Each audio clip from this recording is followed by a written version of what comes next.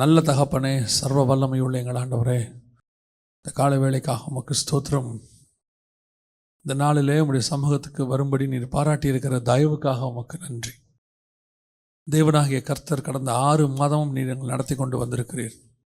இந்த வருஷம் தொடங்கி இதுவரைக்கும் அப்பா, உலக நாடுகளிலே எத்தனையோ பிரச்சனைகள், போராட்டங்கள், பேரழிவுகள், அவைகளுக்கு மத்தியிலே நீர் எங்களை சுகமாய் பலமாய் வைத்த தயவுக்காக உமக்கு நன்றி. எல்லாம் ஒருமனப்பட்டு கர்த்தரை ஸ்தோத்திரம் பண்ணுவோமா?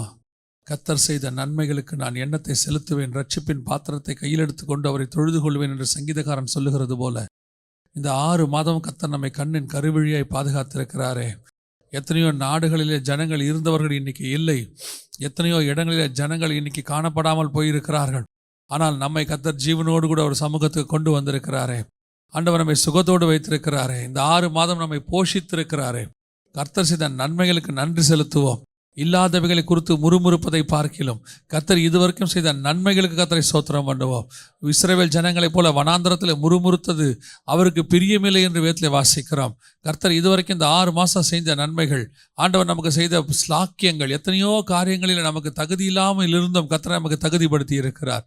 கிடைக்கக்கூடாத காரியங்களை கர்த்தர் நமக்கு கிடைக்க பண்ணி இருக்கிறார்.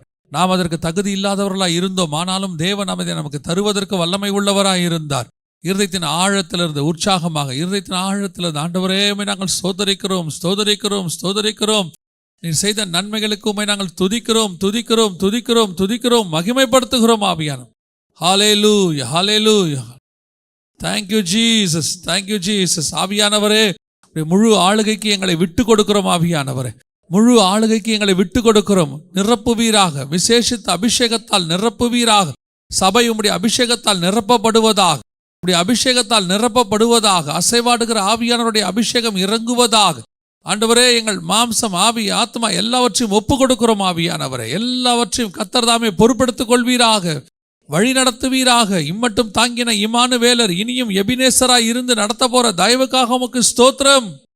மகிமை மூடிக்கொள்ளட்டும். எல்லாம் உற்சாகமாக கர்த்தரை ஸ்தோத்திரம் பண்ணுவோமா? இந்த காலை வேளையில நாம் இந்த நாளை ஆரம்பிக்க போகிறோம், இந்த மாதத்தை ஆரம்பிக்க போகிறோம், கர்த்தருடைய சமூகத்திலிருந்து ஆரம்பிக்க போகிறோம். எத்தனையோ பேருக்கு கிடைக்காத ஸ்லாக்கியம், எத்தனையோ பேர் இன்னைக்கு ஆண்டவர் சமூகத்துக்கு வர முடியாம எங்கெங்கயோ எப்படியோ வியாதிப்பட்டோ, பலவீனப்பட்டோ, அல்லது உபத்திரவப்பட்டோ எங்கெங்கயோ இருக்கிறாங்க. ஆனா நமக்கு கர்த்தர் உட்காரும்படி கிருபை தந்தாரே. கர்த்தரை ஸ்தோத்திரம் பண்ணுவோம். ஹல்லேலூயா, ஹல்லேலூயா, ஹல்லேலூயா, ஹல்லேலூயா, ஹல்லேலூயா. உமக்கே மகிமை அப்பா, உமக்கே மகிமை, உமக்கே மகிமை, உமக்கே மகிமை.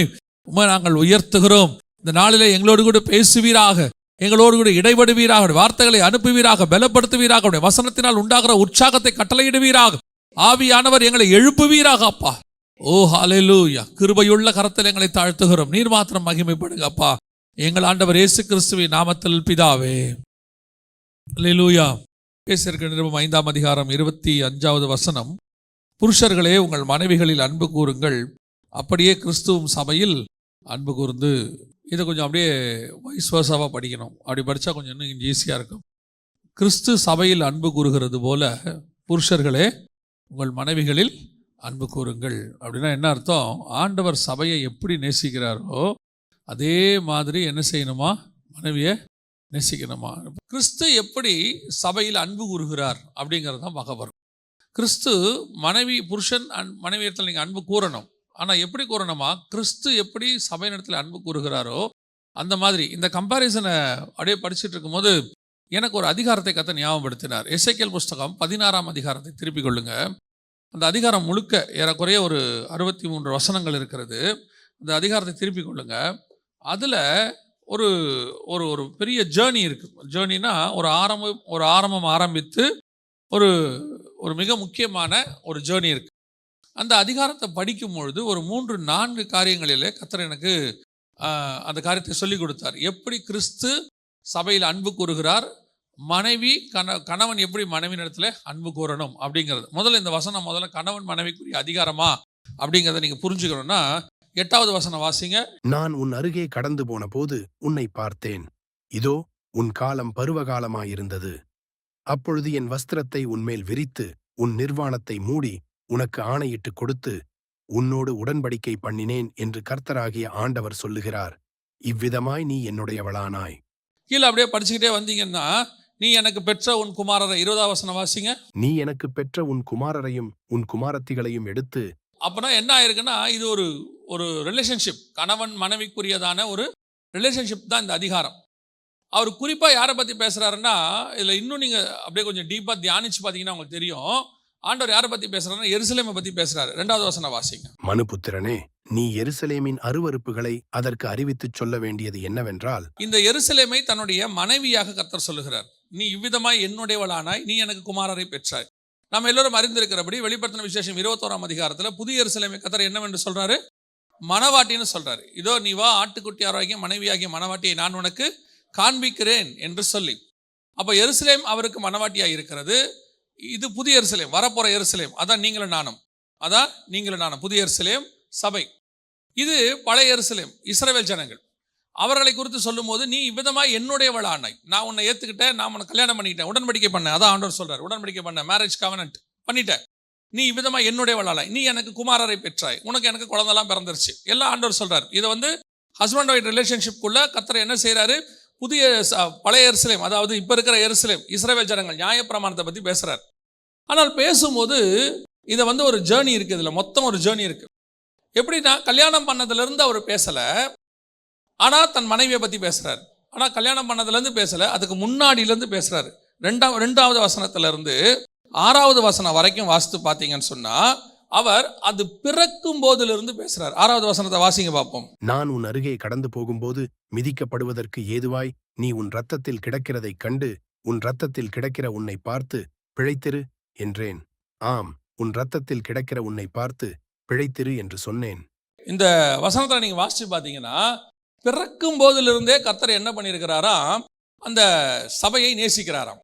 பிறக்கும் போதிலிருந்தே கர்த்தர் என்ன பண்றாரு? சபையை நேசிக்கிறார். 4வது வசனத்தில் சொல்றாரு, உன் பிறப்பின் வர்த்தமானம் என்னவென்றால், நீ பிறந்த நாளிலே உன் தொப்புள் அறுக்கப்படவும் இல்லை, நீ சுத்தமாவதற்கு தண்ணீரினால் குளிப்பாட்டப்படவும் இல்லை, உப்பால் சுத்திகரிக்கப்படவும் இல்லை, துணிகளில் சுற்றப்படவும் இல்லை, உனக்காக பரிதவித்து இவைகளில் ஒன்றையாகிலும் உனக்கு செய்ய ஒரு கண்ணும் உன் பேரில் இரக்கமாய் இருந்ததில்லை, நீ பிறந்த நாளில் நீ அருவருக்கப்பட்டதால் வெளியே இருந்து விடப்பட்டாய். அப்போ இந்த நேசத்தினுடையதான முதல் பகுதி எங்கே இருக்குது அப்படின்னு கேட்டிங்கன்னா, காட் நம்மளை நேசிச்ச முதல் பகுதி எங்கே இருக்குன்னா, பொதுவாக நாம கடவுளை ஏற்றுக்கொண்ட பிறகு தான், ஆண்டவரை ஏற்றுக்கொண்ட பிறகு தான் நேசிக்கிறோம். அவர் மேலே நமக்கு பாசம் வருது, எல்லாம் பண்ணுது. ஆனால் பைபிள் சொல்லுது, நீ ஏற்றுக்கொள்வது அல்ல, நீ என்னைக்கு பிறந்தாயோ அன்னையிலிருந்து நான் உன்னை நேசிக்கிறேன். நீ எப்போ பிறந்து இந்த பூமிக்கு வந்தாயோ அன்னையிலிருந்து நான் உன்னை நேசிக்கிறேன். இது வந்து கேட்கறதுக்கு சாதாரணமாக இருக்கும். சில விஷயங்கள்லாம் நம்ம ரொம்ப சாதாரணமாக அந்த வேர்டு மாறிடுச்சு. இஸ்ரவேல் ஜனங்க தங்க வாயினால சியோனுங்கிறதைய ரொம்ப யூஸ் பண்ண மாட்டாங்க, மேசியாங்கிறத யூஸ் பண்ண மாட்டாங்க. காரணம் என்ன அப்படின்னு கேட்டிங்கன்னா, அவங்களுக்கு அது வந்து அவ்வளோ பரிசுத்தமான ஒரு வார்த்தை. பரலோகங்கிறது அவங்களுக்கு ஒரு பரிசுத்தமான, இந்த ரபிமார்கள்னு சொல்லுவாங்க, அவங்களாம் ரொம்ப ரேராக தான் யூஸ் பண்ணுவாங்க ஜயன் அப்படிங்கிற வேர்டை. எதுக்காகனா அவங்களுக்கு அது வந்து அவ்வளோ இம்பார்ட்டண்ட்டான வேர்டு. அந்த மாதிரி சில காரியங்கள் நமக்கு ரொம்ப முக்கியம், ஆனால் அடிக்கடி பேசி பேசி நமக்கு அது சாதாரணமாயிருச்சு. வசனம் சொல்லுது, நீ பிறந்த நாளிலே நீ அருவருக்கப்பட்டதை போல இருந்தால் உன் பேரில் ஒரு கண் கூட இல்லை, யாராவது ஒருத்தர் கூட உன்னை திரும்பி பார்க்கல. நீங்க யோசிச்சு பாருங்க, நாம இயேசுவை ஏற்றுக்கொள்வதற்கு ஒரு காலம் இருக்கட்டும், ஆனால் அதற்கு முன்பதாக உள்ள காலகட்டம் வரைக்கும் நம்ம லைஃப்ல கடந்து வந்த பாதைகளை கொஞ்சம் யோசிச்சு பாருங்க. நம்மளை நேசிக்கிறதுக்கோ விரும்புறதுக்கோ தாய் தகப்பன் இருப்பாங்க, ஆனால் சிலருக்கு அது கூட கிடைக்கல, நல்ல தாய் தகப்பன் கூட கிடைக்கல. சிலருக்கு தாய் கிடைக்கும், தகப்பன் கிடைக்காது. சிலருக்கு தகப்பன் கிடைக்கும், தாய் கிடைக்காது. ஒரு சிலருக்கு ரெண்டும் கிடைக்காது, ஒரு சிலருக்கு கிடைக்கலாம், நான் இல்லைன்னு சொல்ல. ஆனால் நம்முடைய வாழ்க்கையில் ஏற்பட்டதான அருவருப்புகள், அக்கிரமங்கள், சில நேரங்களில் அப்பா அம்மா நம்மளை ரொம்ப அன்பாக வளர்க்குறாங்க, ஆனால் நாம் யாருங்கிறது நமக்கு மட்டும்தான் தெரியும். 18 வயசு வரைக்கும் நான் இயேசுவை ஏற்றுக்கொள்ளலை, 18வது வயசில் ஏற்றுக்கொண்டேன். எங்கள் அம்மாவுக்கு என்னென்னா, என்னை ரொம்ப ஸ்ட்ரிக்டாக வளர்க்கணும், ரொம்ப அவங்க பார்த்த ஒரு சிலருடைய வாழ்க்கையை பார்த்ததுனால இந்த மாதிரி தன் பையன் கெட்டு போயிடக்கூடாது, இந்த மாதிரி ஆயிடக்கூடாதுன்றதுக்காக ரொம்ப ஸ்ட்ரிக்ட்னா எப்படின்னா கடினம். எங்கள் அம்மாக்கிட்டலாம் இருக்கிறது ரொம்ப கடினம், ஆனால் அன்பாக இருப்பாங்க, அதில் மாற்றுக்கிறதே கிடையாது. அப்படி இருப்பாங்க. ஆனால் அவங்க எவ்வளோக்கு எவ்வளோ ஸ்ட்ரிக்டாக இருந்தாங்களோ, எவ்வளோக்கு நெருக்குனாங்களோ அவ்வளோக்கு அவ்வளோ நான் பாவம் செஞ்சேன், அவ்வளோக்கு அவ்வளோ அவங்கள விட்டு தூரம் போனேன். இது எங்கள் அம்மாவுடைய வியூவில் என்னென்னா, பையனை அப்படி இறுக்கி பிடிச்சோம்னா கரெக்டாக இருப்பான் அப்படின்னு. அவங்க இறுக்கி பிடிக்க பிடிக்க எனக்கு வெறுப்பு அதிகமாக தொடங்கிருச்சு. எங்கள் வீட்டில் பார்த்தீங்கன்னா எங்கள் எல்லாரும் சொல்லிடுவாங்க, அவன் அவ்வளோ நல்ல பையன், அமைதியாக இருக்கான், எங்கள் அம்மா பேச்சை தாண்டி ஒன்றும் செய்ய மாட்டான்னு. ஆனால் ஸ்கூலில் போய் கேட்டிங்கன்னா என்ன மாதிரி நம்பர் 1 கிடையாதும்பான், அருவருக்கப்படத்தக்கது. இன்னும் இது வந்து வெளியரங்கமாக சொல்கிறது. ஆனால் பர்சனலி நம்ம யாருங்கிறது நமக்கு தான் தெரியும். ஆனால் ஆண்டவர் சொல்கிறாரு, அந்த அருவருப்புகளுக்கு மத்தியில் நான் உன்னை நேசித்தேன், அதுக்கு நடுவில் தான் நான் உன்னை நேசித்து கொண்டாந்தேன். நம்ம எப்பவுமே எல்லாருமே திருந்தின பிறகு நேசிப்பாங்க, அதில் மாற்றுக்கிறதே கிடையாது. நம்ம அன்பாயிட்டோம்னா நம்மளை நேசிப்பாங்க, நல்லவங்களாயிட்டா நேசிப்பாங்க. ஆனால் வசனம் இங்கே என்ன சொல்லுது, நீ அருவருக்கப்படத்தக்கதாக ஒன்று இருந்திய அந்த சூழ்நிலையில் நான் உன்னை நேசித்தேன். ஒருத்தர் கூட உன்னை விரும்பாமல் இருந்தாங்களே, அப்போ நான் உன்னை விரும்பினேன். எல்லாரும் உன்னை உதறி தள்ளினாங்களே, அப்போ நான் உன்னை சேர்த்துக்கொண்டேன். இந்த மாதிரியான நேசத்தை தான் கர்த்தர் சபைகளில் எதிர்பார்க்கிறார். இந்த மாதிரி ஒரு நேசத்தை தான் கர்த்தர் குடும்பத்தில் எதிர்பார்க்கிறார். இன்னைக்கு நாம பல நேரங்களில் நல்லா இருக்கும் போது நேசிக்கிறதுங்கிறது வேற. ஒரு ஆள் தப்பு பண்ணும்போது, அல்லது ஒரு ஆள் ஒருத்தர் கர்த்தருக்கு விரோதமான காரியத்தை செய்யும் போது உங்களால் அவரை நேசிக்க முடியுதா? இப்போ நீங்கள் ஒரு கொஸ்டின் கேட்பீங்க, தப்பு செய்கிறவன் நம்ம எப்படி நேசிக்கிறது அப்படின்னா, ஆண்டவர் சொல்கிறாரு, தப்பத்தான் நேசிக்கக்கூடாது, தப்பு செய்கிறவனை நேசிக்கணும், அவனை மீட்கணுங்கிறதுக்காக நேசிக்கணும். இப்போ ஆண்டவர் இங்கே என்ன செய்கிறாரா, நீ ரத்தத்தில் கிடந்தாய் பிழைத்திரு என்றேன். நீ ரத்தத்தில் கிடந்தா என்ன, ரத்தத்தில் கிடக்கிற அப்படி நேசிக்கல, அவர் உன்னை எப்படியாவது காப்பாற்றிடணும். மிதிக்கப்படுவதற்கு ஏதுவாய் இருந்தார், நீ சாகுவதற்கு ஏதுவாய். இது ஆக்சுவலாக என்ன சொல்கிறாரு லிட்டரலாக கொஞ்சம் வாசித்து பார்த்தீங்கன்னா உங்களுக்கு புரியும்னா, பிள்ளையை பிறந்த உடனே கொண்டு போய் குப்பை தொட்டியில் போட்டு போயிடுவாங்கல்ல, அப்படியே குப்பை தொட்டியில். அது கூட ஒரு மணி நேரம் 2 மணி நேரம் கழிச்சு, இது தொப்புள் கொடி கூட அறுக்கலையாமா, அப்படியே ரத்தத்தில் கிடந்தா என்னென்னா தாயின் வயிற்றுலேருந்து எடுத்து அப்படியே போட்டு கீழே போட்டு போயிட்டாங்களாமா. அந்த நிலை ஆக்சுவலாக ஸ்பிரிச்சுவலாக வாசிச்சிங்கன்னா வசனம் சொல்லுது, நம்முடைய பாவங்கள் எப்படி இருக்குதா, செக்க செவேர் என்று இருக்கிறது. பாவங்கள் எப்படி இருக்குது, செக்க செவேர் என்று இருக்கிறது. அப்படியே முழுசாக நீ பாவத்தில் இருக்கிற, என் தாய் என்னை பாவத்தில் கர்ப்பம் தரித்தாள். இந்த சூழ்நிலையில் ஒருத்தரை நேசிக்க முடியுமா? அப்படி ஒருத்தர் பார்க்க முடியுமா? நீங்கள் குழந்தை ரொம்ப அழகாக இருக்கும், ஆனால் தாயின் வயிற்றுலேருந்து வர்ற அந்த செகண்டு பார்த்தீங்கன்னா குழந்தை அழகாக இருக்காது. அந்த தாயுடைய ரத்தம் அந்த மேலே எல்லாமே என்ன செஞ்சுருக்கோம், அது மேலே இருக்கும். அதை கழுவி தான் வெளியவே கூப்பிட்டு வருவாங்க. தகப்பன்கிட்ட காட்டுறதுனால என்ன பண்ணுவாங்க, அதை க்ளீன் பண்ணி தொப்புள் கொடி அறுத்து தான் கொண்டாடுவாங்க. ஏன்னா அப்படியே பார்த்தா பிள்ளை எப்படி இருக்கும், அது ஒரு மாதிரி இருக்கும். ஆண்டவர் சொல்கிறார், அந்த சூழ்நிலையில் நான் உன்னை நேசித்தேன். இந்த மாதிரி உங்களாலேயும் என்னாலையும் ஒருத்தர் நேசிக்க முடியுமா? ஒரு சிலர்லாம் என்னை கேட்பாங்க, ஒரு சிலர் காரியங்கள் செஞ்சபோது, நான் ஒரு இது நடந்த ஒரு 10 வருஷம் இருக்கும். 2014-15 ஒரு ஊழியத்துக்காக போகும்போது அங்கே ஒரு வாலிப தம்பி இருந்தாப்புல. அந்த வாலிப தம்பி ஒரு சின்ன தப்பு பண்ணிட்டார். தப்பு பண்ண உடனே அப்புறம் அந்த தம்பி நான் கூப்பிட்டு என் கூட வச்சுருந்தேன். கொஞ்சம் ஒரு 2-3 மாதம் வச்சு அந்த தம்பிக்கிட்ட பேசி, அப்போது ஒரு 4-5 பாஸ்டர்ஸ் என்கிட்ட சொன்னாங்க, அவனை முதல்ல அனுப்புங்க, எதுக்கு நீங்கள் அவனை வச்சுருக்கீங்க அப்படின்னு. அப்போ நான் சொன்னேன், இது நான் செஞ்சதுக்காக சொல்லலை, நான் எனக்கு ஆண்டவர் பண்ணியிருக்கிறார், அதை நான் சொல்கிறேன். அப்போ நான் அவன்கிட்ட சொன்னேன், இந்த வயசில் அவன் என்ன செய்யணுமோ அதை அவன் செஞ்சுருக்கான். அவனால் அந்த வயசில் என்ன தப்பு பண்ண முடியுமோ அந்த தப்பு பண்ணிட்டான்.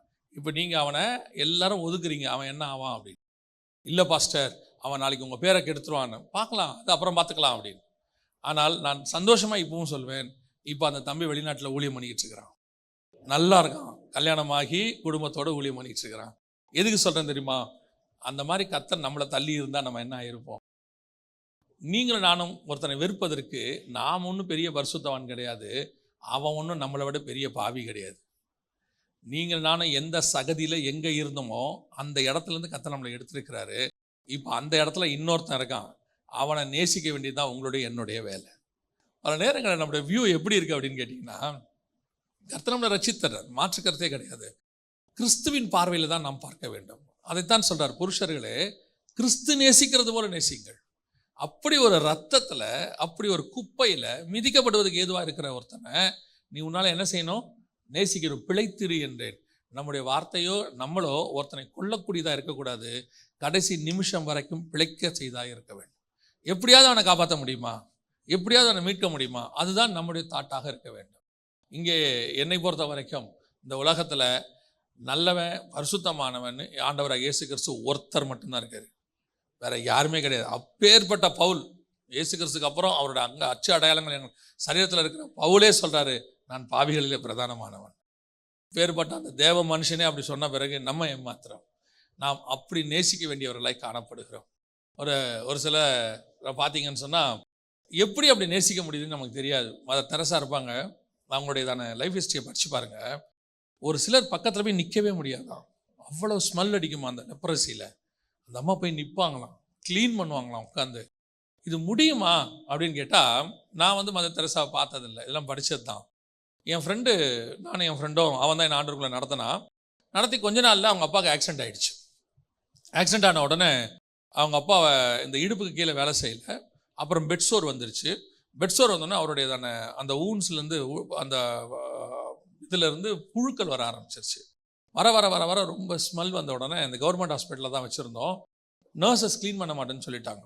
அப்போ அவன் என்ன பண்ணுவான்னு கேட்டிங்கன்னா, ஒரு மாஸ்க் வாங்கி போட்டுக்கிட்டு அவங்க அப்பாவுக்கு அவன் தான் க்ளீன் பண்ணுவான். டெய்லி க்ளீன் பண்ணுவான். அவன் நடந்த அவன் க்ளீன் பண்ணிட்டு வருவான். அன்றைக்கி சாயங்காலம் வரைக்கும் அவனால் சாப்பிட முடியாது. அந்த ஸ்மெல் இல்லை, அவனால் சாப்பிடவே முடியாது. வாமிட்டு வரும் பயங்கரமாக.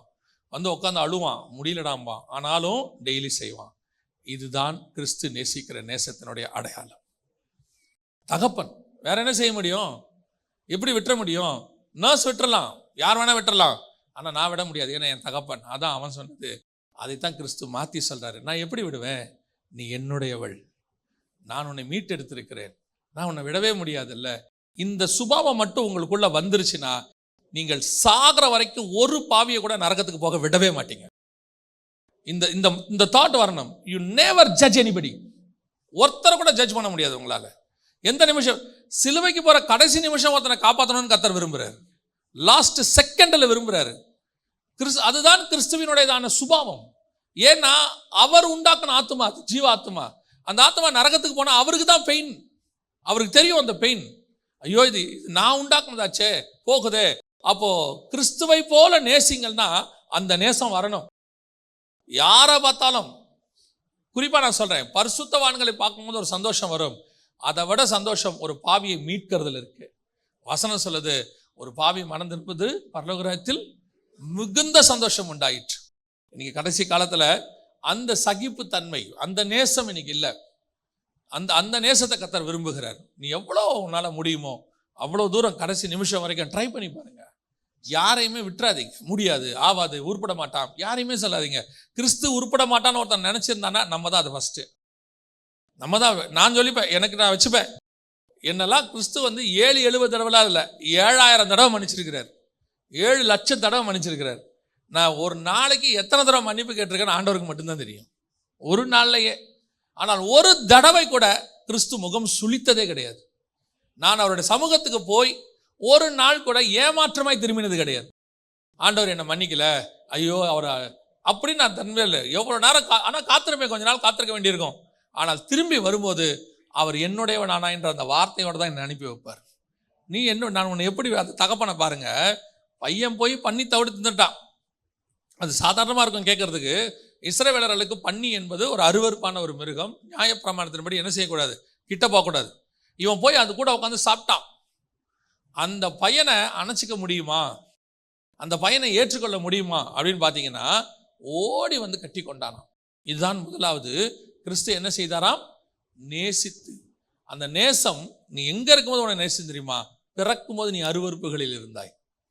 இன்னைக்கு ஒரு சிலர்லாம் என்கிட்ட உட்காந்து பேசும்போது எனக்கு ரொம்ப, அவங்கள பார்த்தா எனக்கு கொஞ்சம் யோசிப்பேன், இவங்க யாராக இருந்திருப்பாங்க உட்காந்து, எப்படிண்ணே இந்த தம்பி இப்படி தப்பிறானே, எப்படிண்ணே இந்த பொண்ணு இப்படி பண்ணுது என்னென்ன அப்படின்பாங்க. நான் உட்காந்து பார்த்துட்டு, இவங்க யாராக இருப்பாங்க? ஒருவேளை நேர தேவதூதராக இருப்பாங்களோ, பரலோகத்துலேருந்து இறங்கியிருப்பாங்களோ அப்படிம்பாங்க. எனக்கு கிறிஸ்து ஒன்று சொல்லி கொடுத்தார். யார் மூலயமான? அப்புறம் டிஜிஎஸ் அங்கிள் இருக்கார்ல, அவர் மூலயமா ஒன்று சொல்லி கொடுத்தாரு. அவர் மெசேஜில் அடிக்கடி ஒரு வார்த்தை சொல்லுவார். அதை நான் வாலிப பிராயத்தில் உட்காந்து கேட்கும்போது என் மனசில் பதிஞ்சது. அடிக்கடி அவர் அங்கிள் சொல்லுவாங்க, என்ன சொல்லுவாங்கன்னா, ஒருத்தனை நீ தப்பானவன் சொல்லிட்டு உன் வாழ்க்கையில் முன்னேறவே முடியாது தம்பி அப்படிம்பாங்க. ஒருத்தனை தப்பானவன் சொல்லிட்டு யாரையும் குறை சொல்லிட்டு நீ என்ன பண்ண முடியாது? முன்னேறவே முடியாது. நீ உன் வேலையை மட்டும் பாரும்பார். அது 100% உண்மை. நான் பார்க்குறேன். அடுத்தவங்க லைஃபை, அடுத்தவங்களுடைய வாழ்க்கையை அடுத்தவன் குறைன்னு சொன்னவன் வாழ்க்கையில் முன்னேறினதில்லை. அவன் ஒரு வட்டத்துக்குள்ளேயே சுற்றிக்கிட்டு இருப்பான். ஆனால் அவனுக்கு தாளந்து இருக்கும், கிருபை இருக்கும், எல்லாம் இருக்கும். ஆனால் அதுக்கு தாண்டி அவனால் போகவே முடியாது. ஏன்னு அவனுக்கும் தெரியாது. அப்படியே அந்த வட்டத்துக்குள்ளேயே தான் இருக்கும். உட்காந்து ஒரு சிலர்லாம் உட்காந்தாங்கன்னா அப்படியே இன்னொருத்தர கதை பேசுவாங்க. எதுக்கு சொல்கிறேன்னா, சிலரோட உட்காந்தோம்னா ஏதாவது ஒன்று ராங் தான். ஆனால் கிறிஸ்து எதிர்பார்க்கறது என்ன? குறை அல்ல, அதல்ல. நான் ரத்தத்தில் கிடந்தேன், மிதிக்கப்படுவதுக்கு ஏதுவாக இருந்தேன், ஆனாலும் அவர் சொல்கிறாரு பிழைத்திரு. அவரே பிழைத்திருன்னு சொல்லும் போது நம்ம ஏன் இன்னொருத்தனை பார்த்து சாவுன்னு சொல்லணும்? அவரே சொல்கிறார் பிழைத்திருன்னு. நம்ம ஏன் இன்னொருத்தனை பார்த்து சொல்லணும் நீ உருப்பட மாட்டே, நீ நாசமாக போயிடுவ, ஏன் சொல்லணும்? அவர் தான் பிழைத்திருங்கிறாரு.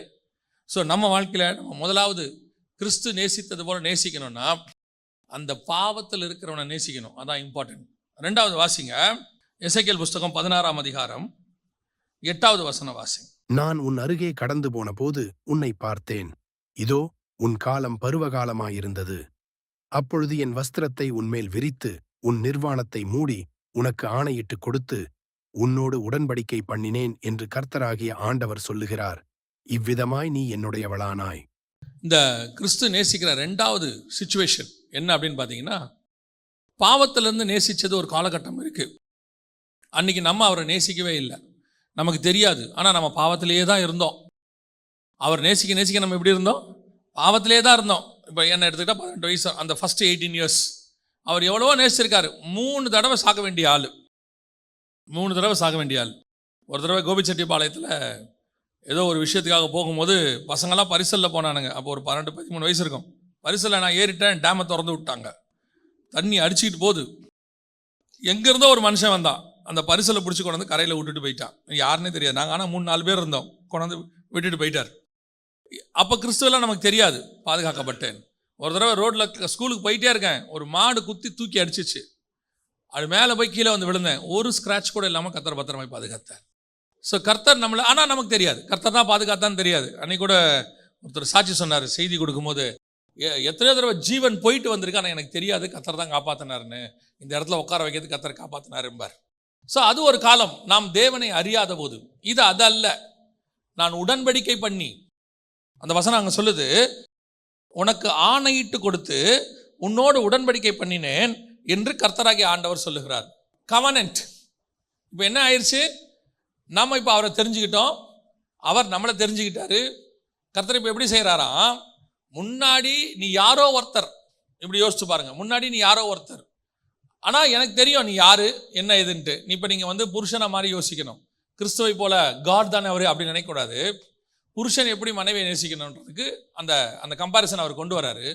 முன்னாடி யாரோ ஒருத்தர், ஆனால் நம்ம நேசித்தோம், பாவிகளை நேசித்தோம். இப்போ யாரா? எனக்கு சொந்தமானதை பற்றி என் கையில் கர்த்தர் கொடுத்துருக்கிறார். கவனன் பண்ணியாச்சு. இந்த கவனன் பண்ண பிறகு அவர் சொல்கிறாரு, உன் நிர்வாணத்தை நான் மூடி உடன்படிக்கை பண்ணி. இங்கே தான் இன்னைக்கு உள்ளதான திருச்சபைகளில் மிகப்பெரிய பிரச்சனை ஒன்று போகுது. இவங்களால பாவியை நேசிக்க முடியுது, கூட இருக்கிற பார்ட்னரை நேசிக்க முடியல. ஊருக்கு ஊழியம் பண்ணவே முடியுது. ஒரு ஒரு சகோதரி இருந்தாங்க, அவங்க எங்கள் வீட்டுக்கு ஊழியத்துக்கு வருவாங்க. காலையில் 10 மணிக்கெலாம் வந்துடுவாங்க வீட்டு கூட்டத்துக்கு. அப்போல்லாம் வந்து வீட்டு கூட்டம் ஒன்று நடக்கும் காலை 10 மணிக்கு. மத்தியானம் 2 மணிக்கு இன்னொருத்தர் வீட்டு கூட்டத்துக்கு போவாங்க. 6 மணிக்கு போவாங்க. வீட்டுக்கு போகும்போது நைட்டு 9 மணிக்கு தான் போவாங்க. காலை 9:30 மணிக்கெலாம் வந்துடுவாங்க. ரொம்ப ஆச்சரியமாக இருக்கும் அந்த சிஸ்டரை பார்க்கும்போது. அப்போ நான் வந்து ஆண்டவருக்குள்ளே வந்த புதுசு, அவங்களுக்கு அப்போ 2 பசங்க இருந்தாங்க என் வயசில். அந்த சிஸ்டர் வரும்போதெல்லாம் நான் ரொம்ப அவங்கள ஆச்சரியமாக பார்ப்பேன், என்ன ஊழியம் காலையிலே வந்துடுறாங்க அப்படின்னு. கொஞ்ச நாள் கழித்து பார்க்குறேன், அந்த வீட்டில் ஒரு பையன் போலீஸ் அரெஸ்ட் பண்ணிடுச்சு.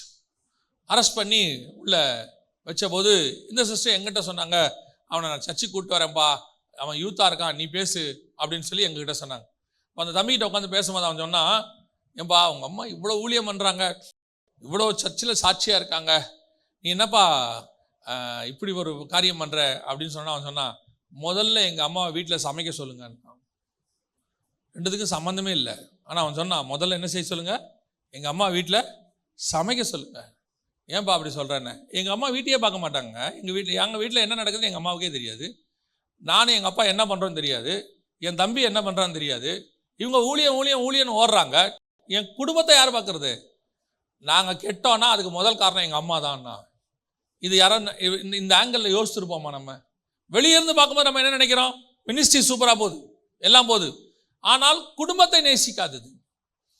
ஆண்டவர் சொல்கிறாரு, உனக்கு கொடுத்துருக்கிறது ராங்காக தான் இருக்குது, ஒன்றும் செய்ய முடியாது. உன் நிர்வாணத்தை மூடி உடன்படிக்கை பண்ணி நீ என்னுடையவளானாய்.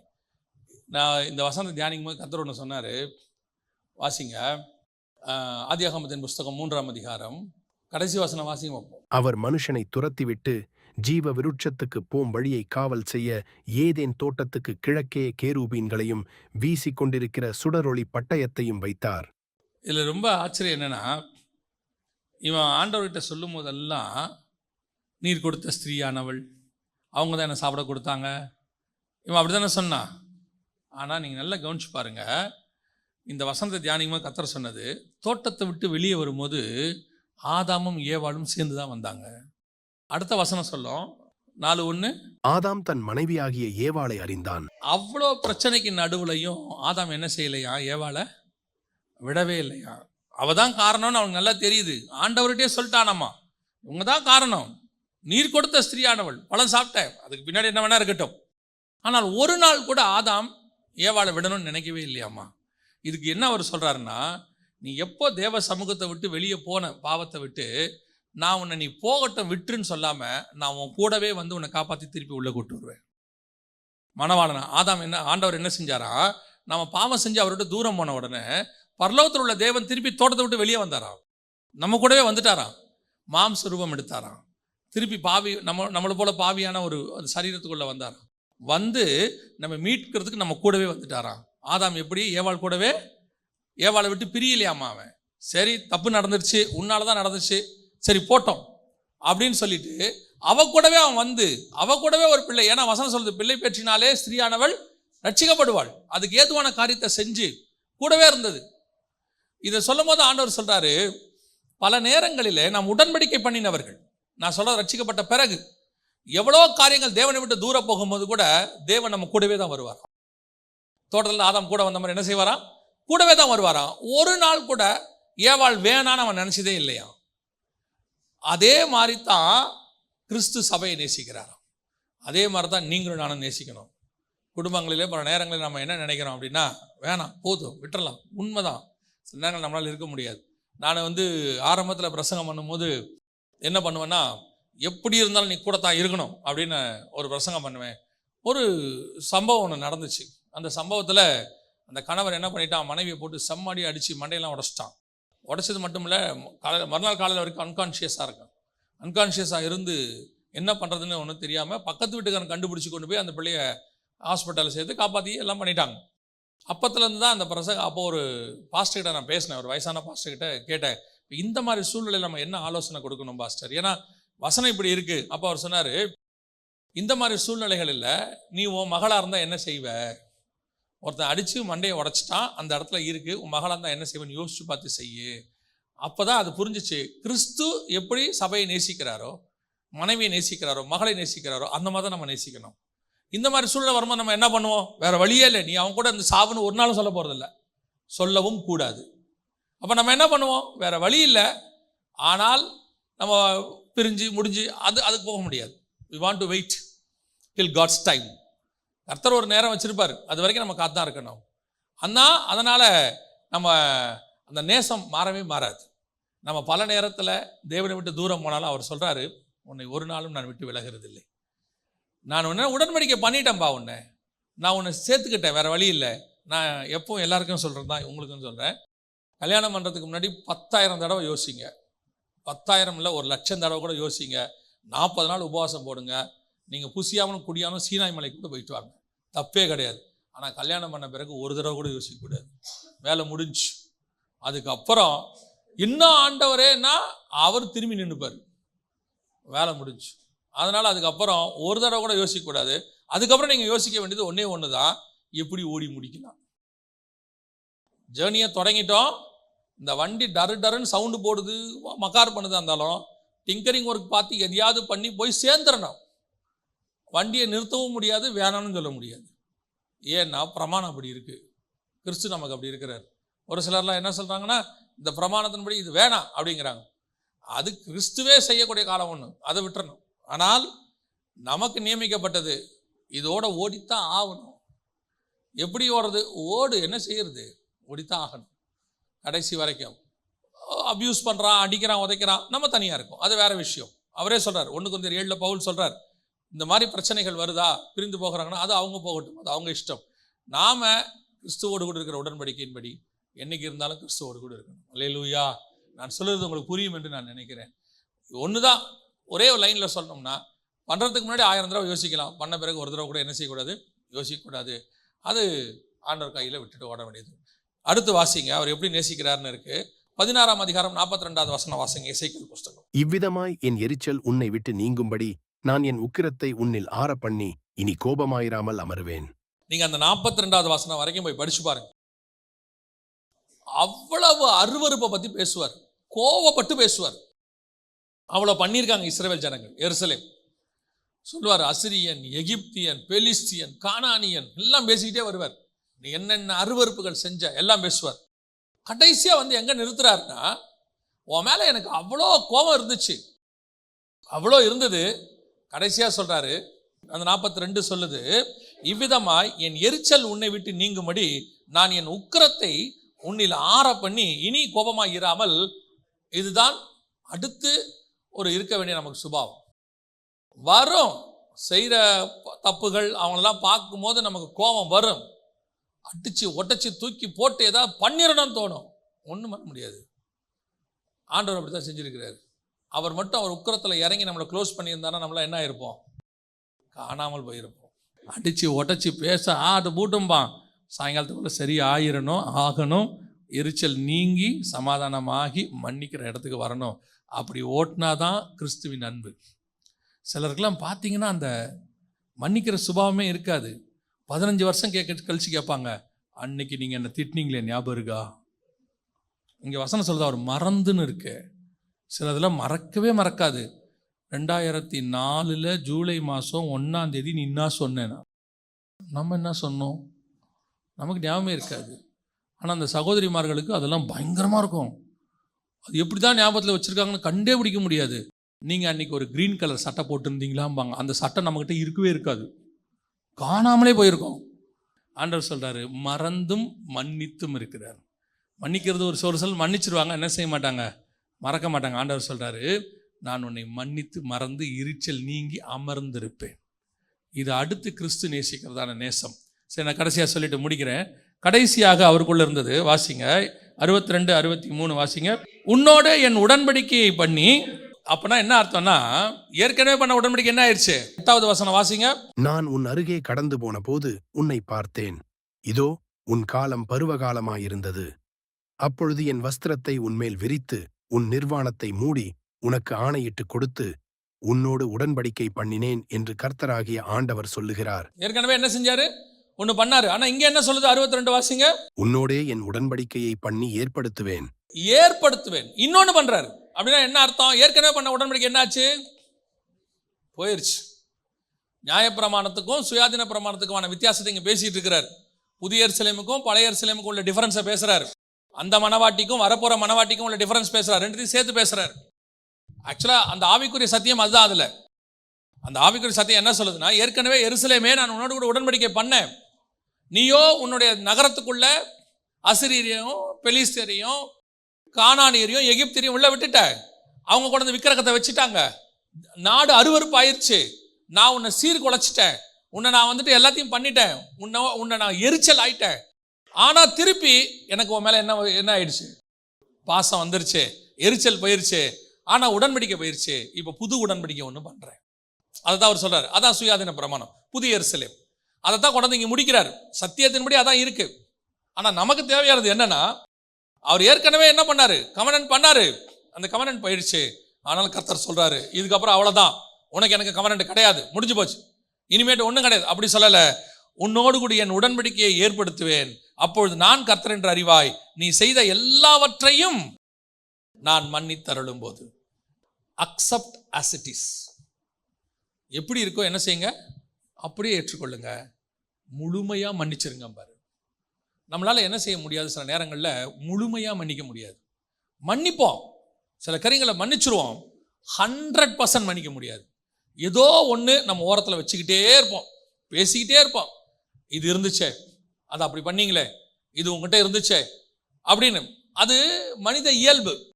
கன்ஃபார்மாக மனித இயல்பு இருக்கும். அது ஆணுக்கும் இருக்கும், பெண்ணுக்கும் இருக்கும். பெண்களுக்கு வந்து என்ன செய்வாங்க? அந்த காலத்தில் நீங்கள் என்ன அப்படி பண்ணிட்டு போனீங்களே அப்படிம்பாங்க, அது இருக்கும். இவன் என்ன சொல்லுவான்? நீ வந்த புதுசில் எங்கள் அம்மாவை அப்படி பேசினிய, இன்னும் எனக்கு அப்படி இருக்கு அப்படின்பா. அது இருக்கும். ஆனால் ஆண்டவர் என்ன சொல்றாரு? கிறிஸ்துவின் சுபாவம் என்ன? 100% மன்னிது. அந்த வசனம் சொல்லுது, நீ செய்த எல்லாவற்றையும் நான் மன்னித்தருளும் பொழுது. You want to forget everything, forgive everything. அதான் வெரி இம்பார்ட்டன்ட். இன்னைக்கு இந்த மன்னிக்கிற சுபாவம் இருக்கு. சிலர்லாம் மன்னிச்சிடுவாங்க, ஆனா முழுமையா மன்னிக்க மாட்டாங்க. திருப்பி ஆண்டவர் சொல்றாரு, நியூ கவனன்ட், எல்லாம் புதுசாயிருச்சுப்பா, பழையவைகள் எல்லாம் ஒளிந்து போயின, எல்லாம் அந்த ஃப்ரெஷ் ஸ்டார்ட் இருக்கா? நம்மளால பண்ண முடியுமா? ஃப்ரெஷ் ஸ்டார்ட் பண்ண முடியுமா? அப்படி பண்ண ஆரம்பிச்சா நீங்கள் கிறிஸ்துவை போல மாறுகிறீர்கள் அர்த்தம். என்ன மாறுறீங்க? கிறிஸ்துவின் சுபாவம் உங்களுக்குள்ள வருதுன்னு அர்த்தம். ஆனா நீங்க ஸ்டார்ட் பண்ணுவீங்க. நான் உள்ள அதுல டிஃபிகல்ட்டிஸ் சொல்றேன், ப்ராக்டிக்கல் டிஃபிகல்ட்டிஸ் சொல்லுவாங்க, அதை நான் சொல்றேன். நீங்க மன்னிச்சு சரி பரவாயில்ல விட்டுருவோம், ஆரம்பிப்போம் அப்படின்னு. ஆனா இந்த மனவாட்டி இருக்குல்ல, திருப்பி தப்பு பண்ணாத மனவாட்டியா இருக்கணும்ல. திருப்பி தப்பு பண்ணாத மனவாட்டியா இருந்தாலும் அவர் திருப்பி ஃப்ரெஷ் ஸ்டார்ட் பண்ணதுல அர்த்தம் இருக்கு. ஆனா பல நேரங்களில் திருப்பி தப்பு பண்ணும், திருப்பி ஃப்ரெஷ் ஸ்டார்ட் பண்ணணும். எப்போ வரைக்கும் பண்ணணும்? கிறிஸ்து வர வரைக்கும் பண்ணணும். நம்மளால முடிஞ்ச வரைக்கும் பண்ணணும். முழுமையாக மன்னித்து த ஃப்ரெஷ் ஸ்டார்ட், அது இஸ் வெரி இம்பார்ட்டன்ட். இது உங்களால முடியுமான்னு பாருங்க. முடியுமான்னு பாருங்க, முடியணும். அதுதான் புருஷர்கள் மனைவியை நேசித்ததுக்கு ஈக்குவல். கிறிஸ்து நேசிக்கிறது போல நாம் அந்த கிறிஸ்துவினுடைய சுபாவத்துக்குள்ள வராம நேசிக்கிறோம். புருஷர் மனைவியை நேசிக்கணும்னா நேசிக்கிறோம். ஆனா எந்த நேசம் வரல? கிறிஸ்துவின் சுபாவம் வரல. இது நான் வெறும் கணவர்களுக்கு மட்டும் சொல்ற அர்த்தம் இல்ல, மனைவிகளுக்கும் பொருந்தும், கணவனுக்கும் பொருந்தும். 2 பேரும் கணவன் செய்த தப்பை மனைவி முழுமையாய் மன்னிக்கணும்.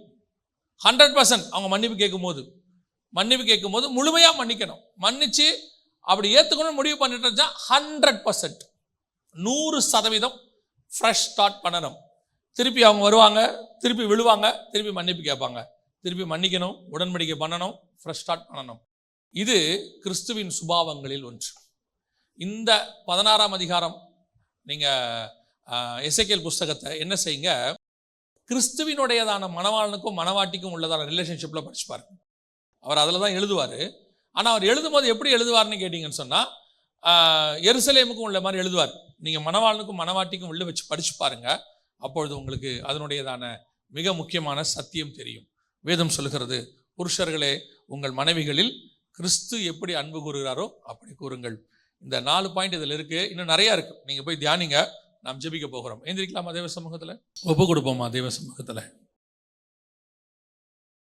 கிறிஸ்து நம்மளை எப்படி மன்னித்தாரோ வேதம் சொல்கிறது, நாங்கள் எங்கள் கடனாளிகளுக்கு மன்னிக்கிறது போல.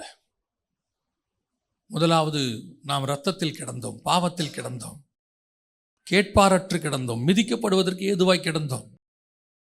நாம வேணா அந்த உலக பிரகாரமா வீடு இருந்துச்சு, அப்பா இருந்தாரு, அம்மா இருந்தாரு, ஆனால் அருவருக்கு தக்க பாவங்களுக்கு நடுவில் இருந்தோம்.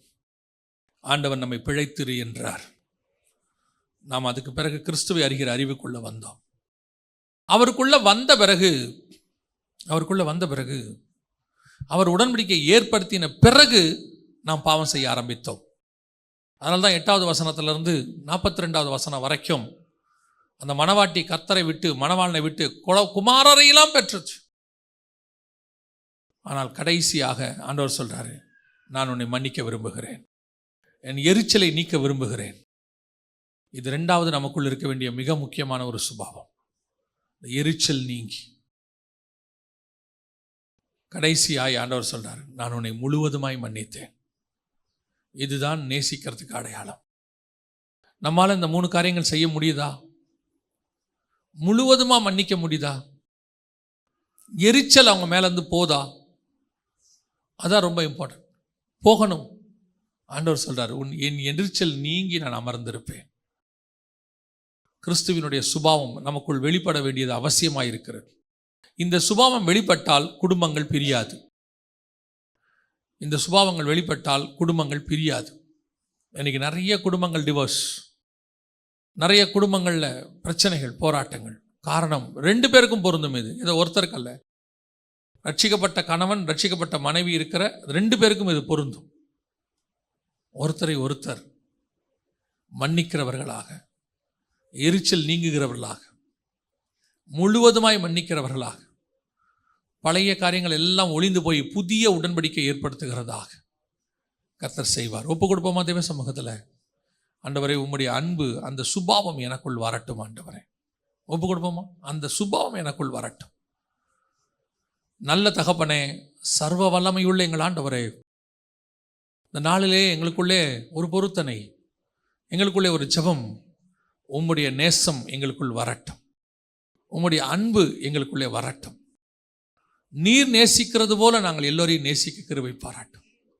நீர் எப்படி பாவிகளை ஏற்றுக்கொண்டீரோ அப்படி நாங்கள் ஏற்றுக்கொள்ள, எப்படி உம்மால் அருவருப்பானவர்களையும் நேசிக்க முடிஞ்சிச்சோ அதே மாதிரி நாங்களும் நேசிக்கத்தக்கதாய், எப்படி அவர்களை முழுவதுமாய் மன்னிக்க முடிஞ்சிச்சோ நாங்களும் முழுவதுமாய் மன்னிக்க கிருபை பாராட்டும். ஆண்டவரே, எங்கள் எரிச்சல் நீங்கட்டும். எங்கள் இருதயங்களிலே ஒருத்தரை பற்றி ஏற்பட்டிருக்கிற எரிச்சல்கள் எல்லாம் அடங்கட்டும். கிருபையுள்ள கரத்தில் எங்களை தாழ்த்துகிறோம் அப்பா. அந்த தெய்வீக சுபாவம் எங்களுக்குள்ளே வெளிப்படுவதாக மகிமையுள்ள கரத்தில் எங்களை தாழ்த்துகிறோம். எங்கள் ஆண்டவர் இயேசு கிறிஸ்துவின் நாமத்தில் பிதாவே.